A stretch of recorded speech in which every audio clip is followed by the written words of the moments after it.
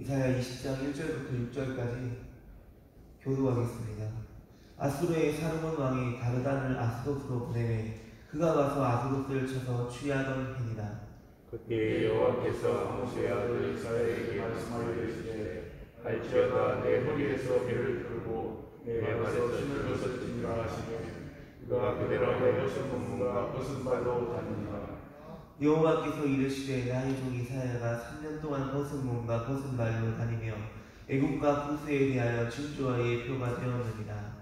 이와 같이 애굽과 구스에 사로잡힌 자가 아수르 왕에게 끌려갈 때에 젊은 자나 늙은 자가 다 벗은 몸과 벗은 발로 볼기까지 드러내어 애굽의 수치를 보이리니 그들이 바라던 구스와 자랑하던 애굽으로 말미암아 그들이 놀라고 부끄러워할 것이라. 그날에 이 해변 주민이 말하기를 우리가 믿던 나라 곧 우리가 아수르 왕에게서 벗어나기를 바라고 달려가서 도움을 구하던 나라가 이같이 되었은즉 우리가 어찌 능히 피하리요. 아멘. 우리가 오늘 읽은 이 본문은 역사적 배경을 좀 이해할 필요가 있습니다. 이 본문의 역사적 배경은 아수르가 블레셋의 아스돗을 정복한 사건입니다. 이 아수르가 아스돗을 정복하게 되는데 왜 이게 이슈가 되어서 20장에 등장하냐면, 원래 블레셋의 아스돗은 애국과 전략적 동반자의 관계로 있었습니다. 아스돗이 아수르의 공격을 받으면 후방에서 애국이 지원해주기로 약속이 되어 있었는데 애국이 안 도와준 것입니다. 안 도와줬다고 하기보다는 못 도와줬다고 말하는 게 더 정확할 것입니다. 왜냐하면 애국이 아수르에게 점령당하게 되기 때문입니다. 6절 보겠습니다. 우리 6절 말씀 같이 읽겠습니다. 그날에 이 해변 주민이 말하기를 우리가 믿던 나라 곧 우리가 아수르 왕에게서 벗어나기를 바라고 달려가서 도움을 구하던 나라가 이같이 되었은즉 우리가 어찌 능히 피하리요 합니다.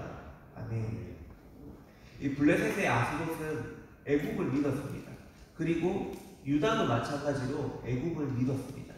애국과 블레셋, 유다는 전략적 동반자의 관계였고 애국을 강대국이라 믿고 조공도 바치고 아부도 하고 그렇게 애국을 상전 모시듯이 잘 모셨는데 정작 아수르 군대를 이끄는 사르몬 앞에서는 종이 호랑이에 불과했다는 것입니다. 아수르가 쳐들어올 때 애국의 큰 손이 일어나서 자신들을 구원해 줘야 되는데 그렇게 해줄 줄 알았는데 전혀 그렇게 되지 않았습니다. 이 모습을 유다가 보게 되었고 이사야가 그것을 봤습니다. 이사야는 애굽의 수치가 만천하에 드러났다는 것을 암시하는 행동 예언을 하게 되는데 그것이 바로 벌거벗은 알몸으로 3년 동안 돌아다니게 된 것입니다. 이것은 바로 애굽의 수치가 만천하에 드러났다는 것을 암시하는 것이고 유다 백성들에게는 더 이상 이제는 힘이 든 나라를 의지하지 말고 상천하지에 살아계신 하나님만을 의지하라 라는 그런 메시지를 담고 있는 행동 예언이었습니다. 이것이 바로 오늘 본문의 주요 내용인데 사실 선지자 이사야는 평범한 선지자가 아닙니다. 민중을 대표했던 예레미야나 아모스와 같이 서민 출신이 아니라 왕족 출신의 선지자가 바로 이 이사야 선지자였습니다. 왕족 출신이니까 품위도 있고 기품도 있었고 그랬을 텐데 하나님이 이사야에게 받아들이기 힘든 명령을 내려주셨습니다. 그것이 바로 3년 동안 벗은 알몸과 벗은 발로 백성들 앞에서 다니라는 것이었습니다. 이상하게 보이는 이 명령에는 하나님의 깊은 뜻이 담겨져 있습니다. 우리 1절과 2절 말씀 1절과 2절 우리 다시 한번 같이 읽겠습니다. 아수르의 사르몬 왕이 다르단을 아스돗으로 보내매 그가 와서 아스돗을 쳐서 취하더니라. 그때 여호와께서 아모스의 아들 이사야에게 말씀하여 이르시되 갈지어다 내 허리에서 배를 들고 내 발에서 신을 벗을지니라 하시매 그가 그대로 하여 벗은 몸과 벗은 발로 다니니라.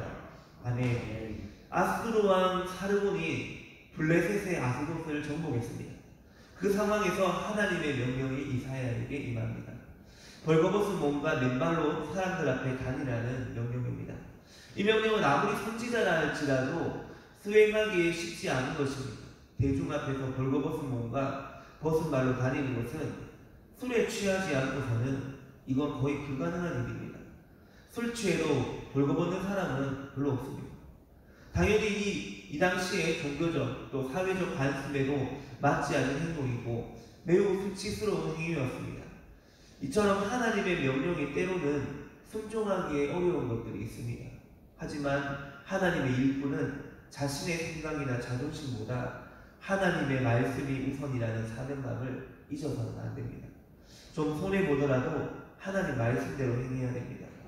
하나님의 일꾼은 하나님의 명령을 이루기 위해 존재하는 것입니다. 저와 여러분 모두는 하나님의 어떤 명령을 내리시더라도 믿음으로 순종해야 될 줄로 믿습니다. 아멘. 우리 3절과 4절 우리 같이 함께 읽겠습니다. 여호와께서 이르시되 나의 종 이사야가 3년 동안 벗은 몸과 벗은 발로 다니며 애국과 굴수에 대하여 기침과 예표가 되었느니라. 이와 같이 애국의 포로와 굴수에 사로잡힌 자가 아수르 왕에게 끌려갈 때 젊은 자나 늙은 자가 다 벗은 몸과 벗은 발로 올기까지 드러내어 애국의 수치를 보이니. 아멘.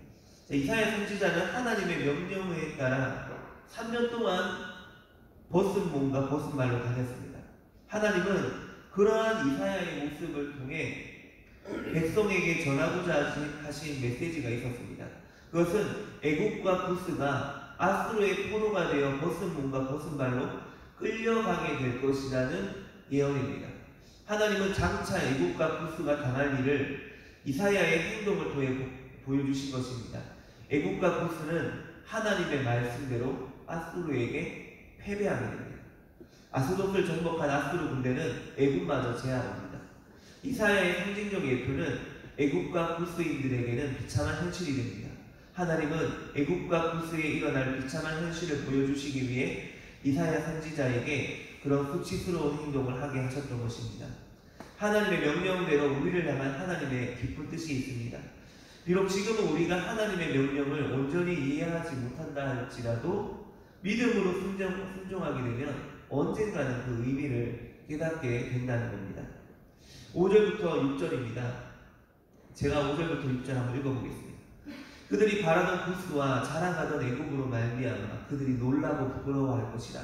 그날에 이 해변 주민이 말하기를 우리가 믿던 나라 곧 우리가 아수르 왕에게서 벗어나기를 바라고 달려가서 도움을 구하던 나라가 이같이 되었은즉 우리가 어찌 능히 피하리요. 하나님은 왜 이사야에게 이런 극단적인 명령을 내리셨을까요?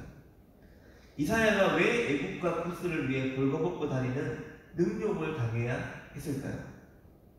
당시 유다는 국가적 재난과 위기가 찾아왔을 때 전능하신 하나님을 의지하기보다는 앞서 말씀드린 것처럼 애국이라는 나라를 의지했습니다. 조공도 바치고 아부도 하고 사신도 보내고 그렇게 애국과 최대한 좋은 관계를 맺어서 애국에게 도움을 받고 득을 보려는 그런 속셈이 있었는데 애국을 하나님보다 더 믿고 신뢰했지만 그것이 무너져버리게 된 것입니다. 유다에게 애국은 희망과 같은 존재였습니다. 유다는 심지어 구스도 의지를 했습니다. 그래서 하나님은 이사야에게 극단적인 행동을 하게 하심으로써 애국과 구스가 처참하게 패배한다는 것을 알려주신 것입니다. 유다가 얼마나 놀라고 당황스러웠을까요? 그들은 애굽이 해가 지지 않는 나라라고 생각했을 것입니다. 그런 애굽이 무너진다는 것은 그들에게 있어서는 상상할 수도 없는 일이었을 것입니다. 애굽의 패망으로 유다는 스스로 부끄러움을 느끼게 됩니다. 유다가 구원을 얻기 위해 달려가 도움을 구해야 할 곳은 애굽과 구스가 아닙니다. 참된 피난처이신 하나님께 달려가서 도움을 구해야 합니다. 하나님 외에 다른 것을 의지하는 인생의 부끄러운 결과를 오늘 본문이 잘 보여주고 있습니다. 말씀을 정리하겠습니다. 유다는 아수르의 압제 앞에서 하나님을 의지하기보다 애국과 구스를 더 의지했습니다. 그들은 보이지 않는 하나님을 무시하고 눈에 보이는 애국의 강력한 군사력을 의지했습니다. 하지만 애국은 아수르에게 패하고 포로로 끌려갈 것입니다. 하나님의 백성은 하나님만 의지하며 살아야 하는 존재입니다. 다른 것을 의지할 때 하나님의 백성임을 부인하는 것입니다. 오늘 하루도 우리가 다른 것을 의지하지는 않는지 돌아보면서 하나님만 바라보고 의지할 수 있는 저와 여러분 모두가 될 수 있기를 축원합니다. 아멘. 함께 기도하